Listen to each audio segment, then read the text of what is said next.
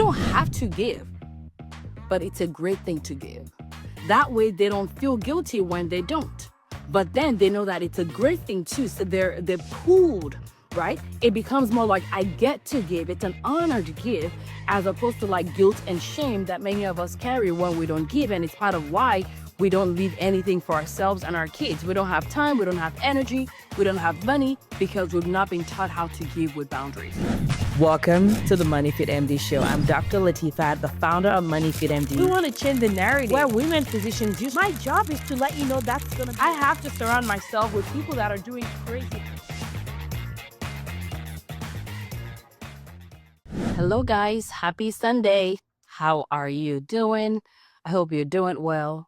I am hiding, well, not hiding, but hanging out in my kids' attic so I can do this video for you guys. We're going to the movies later on today, but I wanted to come in here and do this video with you before I go ahead and do those other things that are going to be fun. But I wanted to come in here and answer a question. Big shout out to Dr. Vivian about teaching kids about money. And she, I posted in the group earlier asking you guys what is one topic you wanted me to cover in this live today. And she asked a really, really great question about teaching kids about money. This comes up a lot. Right?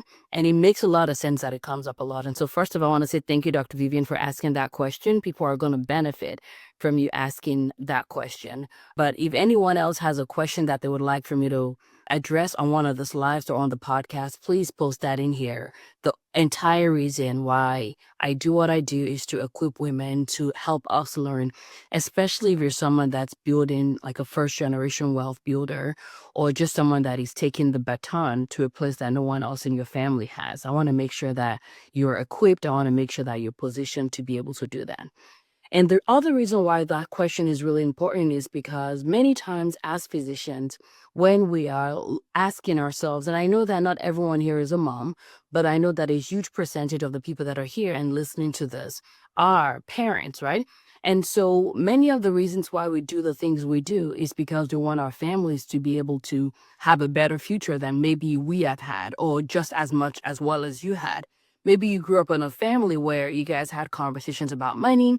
Maybe they passed on some generational wisdom, wealth, money, habits, patterns to you, and you want to do the same for your kids. Maybe your parents paid for your education and you see how helpful that was for you. Well, nobody paid for my college, but I would love to be able to do that for my kids, even though I'm encouraging them to get scholarships and all of that. But for whatever reason, you have seen the value that this could add to your own life or to their life. And so you want to be a person that's able to do that. I want to make sure that you have the knowledge, the resources, and the ability to be able to do that. So that's why I'm answering this question here. And I may end up putting this on the podcast. So if you guys are listening to this on the podcast, big shout out to, still Dr. Vivian will ask that question. But if you're in the Facebook right now, and I'm doing this live inside the MoneyFitMD Lounge, which is where women, physicians that want money, that want to build a legacy and live life on their terms are convening. So if you're here right now, just let me know, how is your Sunday going? If you can just tell me one word and how your day is going, that would be fantastic. So what I want to share with you guys today, while we're having people do that, just let us know, how are you doing? One word for how your Sunday is going. My Sunday is going fantastic. Normally we go to church early in the morning, typically for a 10:30 service. But today we just kind of like, I wake up early anyway. So I was just chilling, hanging out. But the kids are on spring break, and so they woke up a little bit later. And by the time they woke up, we're like, you know what? If we're going to try and make a sprint for church, it's just going to be like too much rush. So we went to a later service. So today's been a casual, relaxed day, I would say. And so we're looking forward to continuing to enjoy that relaxed day by going to the movies later on today. But I want to hear from you. How is your Sunday going? Anything special you're doing today? Let me know in the chat box. So what I want to cover in this live today is I want to cover 3 things that the wealthy do when it comes to money with their kids that I see that many physicians are not doing. And when I talk about the wealthy, I know that some people have misconceptions about money.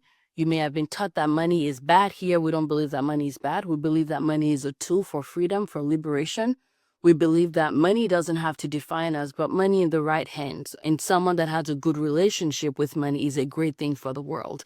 We believe that money is a tool for freedom for physicians because it gives you the ability to be able to practice medicine on your terms. So money is a good thing in this community. But as I mentioned, what the wealthy do, some of you guys may start to have like thoughts coming up in your mind. There is no one person that is the perfect example of wealth for every single person. So you have to decide what wealth means for you. For me, wealth is the ability to be able to have the money and the finances to live life authentically, to be able to create assets so that my future is quote unquote secure in terms of like the finances, the assets that we have. And I've talked in the past about the different assets that I believe that you need in order to be able to build a wholesome wealth. So I'm not going to go into that in this episode that I'm recording right now. But when I talk about what the wealthy teach their kids when it comes to money and wealth building, it is that wholesome wealth mindset is what I'm thinking about, like that from that perspective, right? And many times people would ask me questions about money and kids, and everyone is looking for what is that one magical thing that I'm going to do. And I would tell you that it takes more than one thing. Because if you look at your life and look at wealth, it requires more than one thing, right? There is the person that you are or becoming, there is the actions that you're taking, and there's the things that you're having.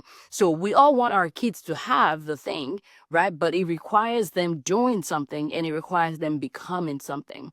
And what I've found is, especially if you're someone that has struggled when it comes to money, maybe like me, you moved from a different country and so you had to hustle and work hard. Or, I remember when I was in college, I went, there were times when I would go like a day and the only thing I could afford was a 25 cents popcorn and water fountain water, right? The only clothes that I could afford were from the swap meet, right? So there is a tendency for me to not want my kids to go through the kind of struggle that I did. And that is true and valid. But one of the things that it's really, really important to make sure of is that you don't hurt your kids unintentionally by removing from them your success formula. The 25-cent popcorn was not my success formula, right? It's being intentional about how I'm spending my finances. It is being intentional with making sure that my relationship with money is good. So the struggle is not the reason, the external struggle is not the reason why you are successful, but how you applied the principles and the lessons from that is what you don't want to keep your kids from. And I've seen the situations where, especially people that may have had struggles and wish that someone could have rescued them, from that place of hurt and trauma, I try to teach their kids about money. And what ends up happening is it actually has the opposite effect. And it may not be your kids, it may be your cousins, maybe your nieces, maybe your nephews. But I'm saying that to say be very, very careful about trying to rescue people from the exact reason why you are actually successful today. And again, it's not the wound that made you successful, it's the lessons from the wound that made you successful, right? So, and I've seen where people have been trying to help, quote unquote, their nieces, their nephews, and removing the struggle from them, the lessons from the struggle from them, and ended up actually raising a bunch of like spoiled brats. We don't want that, right? And so most people that are legacy minded, that are wealth minded, they're asking themselves, what do I need to teach my kids? What do I want to pass on? So there's a lot more than three. I actually came up with five, but I don't want this podcast or this live to go on for too long. So I'm going to focus on three. So if you're listening right now, in the group, make sure you let me know if there's any questions that's coming up about this. If if anything is landing for you, type it in the chat box, because what that does is it helps other people learn from you. And one of the key things that I like to teach people is I want women physicians to be great extractors of knowledge, great extractors of lesson, right? Because as you're doing that, you become someone that is able to identify value regardless of where it's coming from. So if there's anything that's landing right now, make sure you type it in the chat box so that everyone else can learn from you. All right? Does that make sense? If that makes sense, and you're watching live or replay, just type "makes sense" in the chat box, okay? I want to make sure you're paying attention. You're here for the number of minutes that this goes for. And again, the goal is for it to not be too long so that I can go enjoy the rest of my Sunday too. Hi, Dr. Sarah. All right. So and I'm coming from this perspective, not as someone that's perfect at this, I'm coming from this as someone that is continuing to integrate learnings. And one of the things that I do a great job of is I do a great job of watching people and learning from people. I love wisdom. I love people. I love smart brains. So I love learning from people. So the knowledge that I'm sharing with you is from my own life, from the mistakes that I've seen made by others, but also from being in communities of wealthy-minded people, inside of the money school, outside of the money school, but also in places that I'm also learning from. All right. So what I found is that people that are wealthy, they teach their kids how to become a wealthy-minded person. Okay?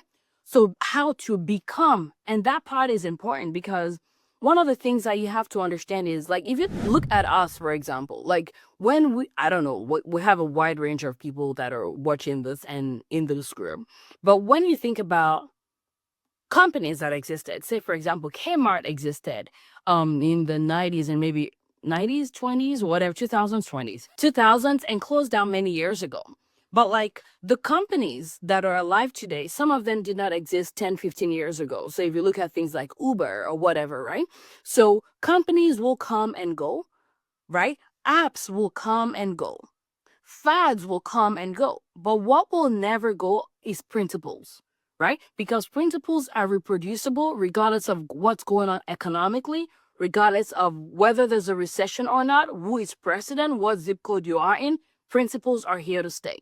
So one of the key things that people that are wealthy-minded do is they teach their kids how to become based on the principles that they're teaching them. And the caveat is this: I said teaching them, not just because they're using their words to speak to them like a textbook, but because their lives are the textbooks that their kids are reading. So I want you to type that in the chat box. My life is the textbook that my kids are reading, right? And so the decisions that you are making about your life, the relationship you have with money or not, those are all becoming the textbook that your kids are reading. So if you're living a life where scarcity is the main thing, if you live in a life where you're like, money is the root of evil, if you're living a life where you're like, all I have to do is like work 10 physician jobs so that I can have money on the table, if you're living a life where rest is like, oh, rest is overrated, we're gonna die when we're gonna rest when we die anyway, that becomes the textbook that your kids are reading. So the very first thing that people that have wealth, significant wealth in a wholesome way, is they teach their kids how to become by understanding that they are the textbook. So because they are the textbook, they're making sure that they themselves are being intentional about what they are learning, about what they are building, about how they're spending their time and how they're spending their lives. Because ultimately, if you don't be, your kids are not going to be. It's harder for them to become. And I'll give you another example of that from one of the, amazing women in the money school, who for her, when she joined the money school, she's like, I know nothing about money, Latifat. I don't talk about money. I don't do money. I don't all of that. She, of course, wanted to change, but she did not know where to start from. She did not know who to trust. She did not know how to build that knowledge base for herself. And fast forward, I want to say like 5 months or so after she was in the money school, I remember she posted in the group about how her kid was asking her about the S&P 500. And the thing to keep in mind is whether she'd learned or not, her kid would probably ask her that question. But her answer to that question would depend on who she was becoming, who she was, her own relationship, her own understanding of the S&P 500 or not. So there are, in every single day, in every single week, there are opportunities for you to teach your kids about money and wealth and create a foundation for their money mindset, for how they see the world, how they see money, how they recognize opportunities. But when you're not even tuned into that radio station, when you're not tuned into that channel, you cannot see it. And so when the opportunities comes, you don't see it. Right? So the number one thing is teaching your kids to become by you becoming and being aware of the fact that I am the textbook that they're reading. Because at the end of the day, you can send them to school and they can learn from teachers and all of that stuff and learn from apps. But we're trying to build intimacy here, because remember, a lot of what we talk about in this community is we want to pass on legacies, right? And part of how you pass on legacies is by engaging with, is by being intimate with, right? And so you're like, well, I don't know what is happening in the world these days. I don't know what kids are learning these days. But remember, if you're not creating a subject that you're expert on, a subject that you're comfortable about, a subject that can engage them and their conversations, you literally are leaving opportunities for you to have things to talk about and grow in. And one of the things that I like to remind people that are in my worlds about is that our job is to help our kids learn, to help our families learn. And when I say kids, that includes your nieces, your nephews, and the kids that are in your sphere of witness, your sphere of influence. But part of this is part of like feeding, right? There's a feeding. We're giving them like protein diet. We're giving them like, some carbs. Yes, we're giving them like veggies and fibers to make their gut healthy. But what are you feeding them? Because if they don't become, right, that is, you're letting them go out in the world as like vessels, as bodies that can literally be like filled with junk on the streets. So the number one thing is being intentional about the fact that you are teaching them who to become, right? And again, my mind is my biggest investment. And part of that is because I believe in the fact that like, if I don't become the best version of myself, not the best human in the world, but the best version of myself, I am robbing them from becoming the next best version of themselves, right? We talk about things like, we're standing on the shoulders of giants. You become the giant or the noodle that your kids will stand on the shoulders of. And I know that that can sound like pressure, but understand that it's not pressure, it's responsibility. But it's responsibility that I am honored to have, because I don't expect to be perfect. So you should not expect to be perfect. But the key is to continue to grow in that so that you can become and teach them how to become. There are things that I can talk about in details, but again, I don't want to make this too long, is, teaching them about values. Like, what value system do you have as a family? Do you even talk about the value system that you have as a family, right? If you're not succinct, if you're not intentional about the values you're passing on to them, you're not passing on generational wealth. So the number one thing that I've seen people do and teach, and that's part of what I'm applying in our own family as well, is that teaching the kids to become by understanding that I am the textbook that they're going to read. And boy, are those kids watching you. They are watching us for good and for bad. They are watching us and listening and reading more than they're hearing. They're reading you, whether you prioritize discussion, whether you prioritize family time, whether you teach them that overworking is the key. Like, they are listening, they are reading, right? So we have to be very, very, very careful about that. And when I think about the application of that, it has to be age appropriate, right? What I'm teaching my 7-year-old about who she's becoming, about the external manifestation of the becoming, is different from what my 10-year-old finds age appropriate, what my 12-year-old is age appropriate about, or it's age appropriate for my 12-year-old. Again, like I mentioned earlier, like, fads will come and go. So like, what's the best app, right? There's no one best app, right? But like, I know that when I teach my kids about books, like for example, my book Done with Broke, my oldest kid has read it. My middle kid has not completed, but I'm gonna have her read it, right? I've had them read books about money for kids, understanding what stock means, what bond means, understanding what S&P 500 means.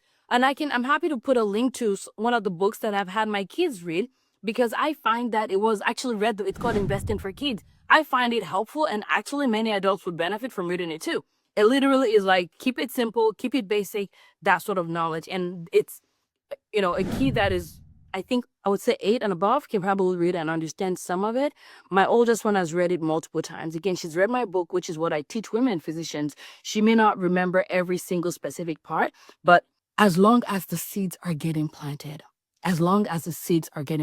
right? She understands, when it comes to like the things that we use and how it's owned by companies and how you make money by teaching values. So when it comes to like investment apps, for example, Acorn is one that people use when it comes to buying stocks. But I'm more interested in the principle behind it than the actual stock buying.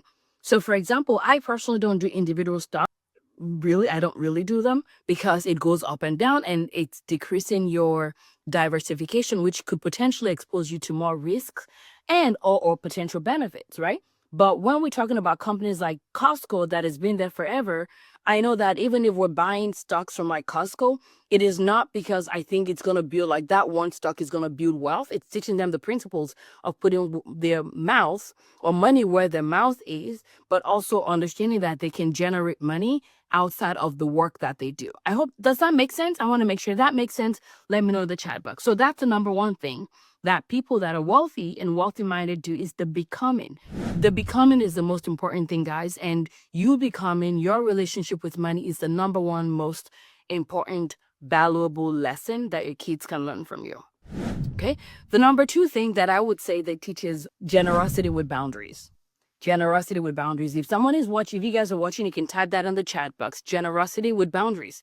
And I'm specifically including the boundaries because I, for one, learned about generosity, but without boundaries. And I'll tell you what that looked like for me. That looked like I could not wait to be done with my training. I could not wait to be done with like residency, with fellowship, so that I can make some money and do good with it. And that is fantastic and makes a lot of sense and sounds fabulous. Except I wasn't doing things like I was not putting money in my 401k. I was earning money and I could not wait to like hand it over to anything that was good. Again, understand the boundaries part of it. The boundaries part of it was I was not investing my money in assets. I was done increasing my ownership, which is how you build wealth. I was just literally giving it away, right? So that's given without boundaries. And it's one of the things that many women and many women physicians are taught. And that's part of how we like grind ourselves to pieces. We don't think that resting is a good thing, right? We don't think that investing in ourselves first is a great thing because we haven't been taught that. We've not been taught how to have money and how to give money and generosities with boundaries. So part of what that could look like for us and from an application perspective is when my kids, when we're talking about giving, I let them know you don't have to give, but it's a great thing to give. That way they don't feel guilty when they don't. But then they know that it's a great thing too. So they're pooled, right? It becomes more like I get to give. It's an honor to give as opposed to like guilt and shame that many of us carry when we don't give. And it's part of why we don't leave anything for ourselves and our kids. We don't have time. We don't have energy. We don't have money because we've not been taught how to give with boundaries, right? And this comes up clinically with how we even spend time with our patients. I love my patients. I love the women in the money school. And they know that Thursday afternoons before our coaching sessions, I'm not available because I'm there, I'm away, right? I'm taking time in my own privacy, in my own room where I don't talk to humans, making sure that I am perfusing myself because when I'm perfused, I can now perfuse other people. So that's what I call giving with boundaries. And that is including money as well, right? Giving, like decide how much you want to give and give, but make sure that you're doing it with boundaries and self-perfusing, right? So especially if you have a girl, right? Because culture has told us that if you don't give it all, you ain't giving at all. Unless you got nothing else, you're not generous. Unless you've got nothing else, you're unkind. And so teaching what that means for you. And again, leaving it out, but using that as a way of teaching your kids how to be wealthy minded is so, so important. And then the last one that I'm going to put here, again, I have a couple more, but I want to keep it short and three. So I'm going to do the three top ones. And the third one is relationships. Okay. Relationships is an important part of wealth. And your people say things like your net worth is your net worth. And I 100% agree. And when we're talking about net worth, I'm not talking about individual value as a human. I'm talking about financial net worth. I'll tell you a conversation that I may have with a friend. I can literally, like, when you have the right community, and there's no one size fits all. There's no one community that's going to be the all of it for you. But you have to be intentional about how this relationship is serving you as you serve the world, right? So they teach their kids the value of relationship building and relationships. And the way they do that is they position them to interact with people that are in specific areas. So if you think about a board of director, for example, a company has board of directors, and usually the board of directors is more than one person. It's multiple people, right? If a company can have board of directors, what is keeping you from having board of directors in your own life? right? And if you think about it, many times when we're having our kids engage with people, we're having them engage with social network. Social network, yeah, that's what I'm like, network, no, social network, right? And that is powerful and important for play and fun. But there's other parts to it too, where you can start to teach your kids how different communities can be of different benefits to them as they give and serve the world. So, for example, I will give an example. When my dad passed, there were some relationships that I wish that he had exposed us to, right? There's some relationships that would have been helpful for us to have been exposed to. So for you and your family, maybe exposing your kids to your financial network of people that can be board of directors that they can interact with if they have need is important. Okay, I'm going to go even a little bit deeper into that. So there was someone that I was talking to a while ago who does investment properties. And we're talking about like large, like hundreds of millions of investments and all of that stuff. And one of the things that I asked the person was, okay, so you are the mind behind this. What happens if something was to happen to you? Like, what's your sort of like your, I guess, legacy plan is what you would call it, but from the perspective of those assets. And this person said, well, I already have a plan and position and in our legal paperwork that if something was to happen to me, these are the specific humans, or you can call them like board of director people that would be making decisions about that building, about that property, right? The other way you can think about it is we talk about this when it comes to estate planning, that, okay, if something happens to me, especially if you have little kids, these are the people that would help raise them. Okay. These are the people that would make decisions about their money, and it could be the same person or different people, right? So you already have a plan if something was to happen to you, but how can you make that an active part of your life even now? I'll tell you a text that I sent a friend recently. And I sent a friend a text. I said, if you were trying to find this amount of money within a week, what would you do?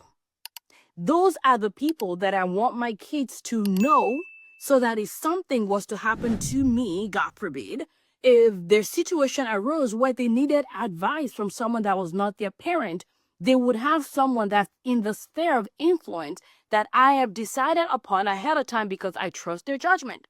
So that's a huge part. That relationship part, you're not meant to be the all of your kids. You're meant to be, a primary source of influence and wisdom and knowledge and all of that, but you can create a sphere of influence for them. I do that even when it comes to non-finances. Like, I know that there are times when my kids may need advice, like relationship advice, and they may just want to hear from someone that's not their mama.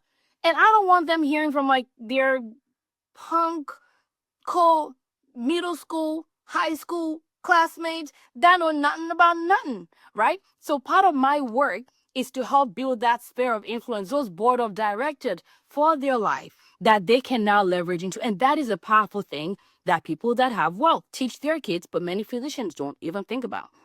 So those are some of the 3 things that I wanted to talk to you guys about. And application wise is, how can you make sure that even your own network is expanded? Like when we had our event, Wealthy You Life, last year, one of the women that came there was a single mom, and she brought her daughter. Another woman that came, I'm not taking my kids. They ain't coming to Wealthy You Life. That's like my time with my women. They ain't coming. But one of our other members that came brought her daughter, who is applying to med school. And so her daughter got to engage with wealthy-minded women physicians, right? So you have to build your own community, but make sure that the community you're building, you start to expose your kids to it. And who knows, maybe in a future, we may start to do like a kids section of Wealthy You Life. We don't have a plan for that yet as of this time in 2025. But going forward, who knows, maybe 2026 and beyond, we may start to integrate that.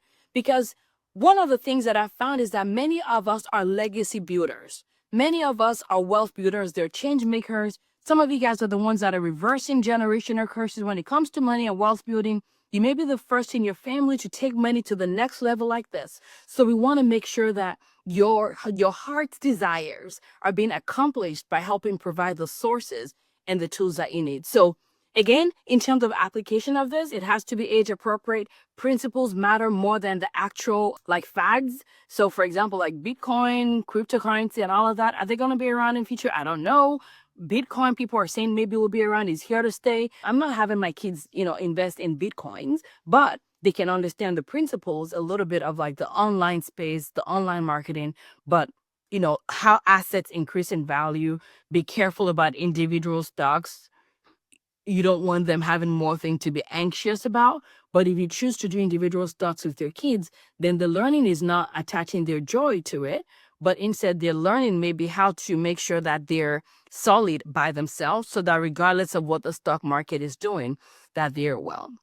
So I hope that's helpful. Again, the book that I recommend for kids ages 8 to 14, or if you're starting and you haven't taught your kids anything about money investing for kids, I believe I'll put a link in the chat box later on to this. And I'm also going to include 2 other episodes that I think from the podcast that will be helpful for those of you guys in the group that are watching. So I cannot see the comments. I'll have to circle back to see the comments, but let me know, what is one thing you're taking away from this? What is one way that you are going to apply this? And for you, it may be like, yes, I want to teach my kids how to save, how to spend, how to invest, whether it's individual stock or index funds. I want to teach my kids how to understand the values. Or maybe for you, it's like, I want to work on my relationship with money so I can remember that I'm the textbook that they are reading first. Whatever it is, I want you to share one action that you're going to take as a result of watching this video. All right. I love you guys. I hope this is helpful. Enjoy your Sunday, and I will circle back and see you all soon.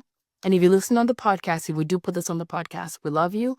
And find us in the MoneyFitMD Money Lounge. And if this is helpful, by the way, if there's anyone you want to invite into this Facebook group, make sure you do that. It's for women physicians only. So MD, DO, MBBS. I do a live here most Sundays, and throughout the week, we, teach people and just, helping, just creating community, to be honest, that is shame-free, judgment-free, where you can learn, ask questions, and know that you're not the only one. You are not the only one. Even if you're the only female in your practice, even if you're the only one that, that talks about money, just know that you are not the only person. There's a community here for you. I love you. Let me know how I can serve you.